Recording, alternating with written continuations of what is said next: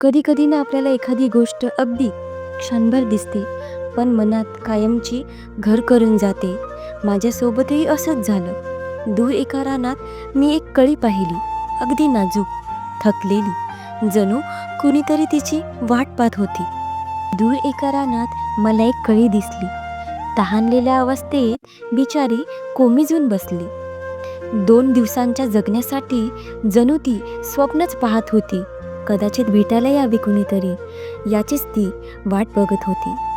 पाहुणी तिची ती अवस्था, मी तिला पाण्याचा सहारा दिला.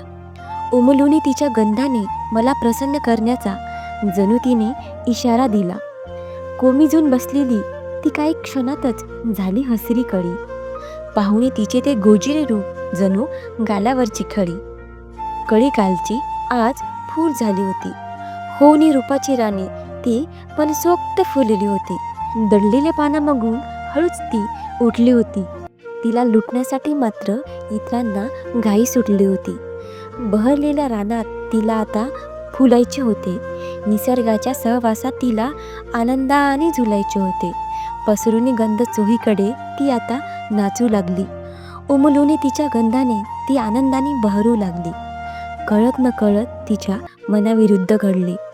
दुसऱ्याच्या आनंदासाठी तिने स्वतःची स्वप्न मोडले. किमिया तिची कोणाला नाही जाहली. सर्वांना प्रसन्न करून स्वतः उद्ध्वस्त होऊन गेली. कळी होती, फूल झाली.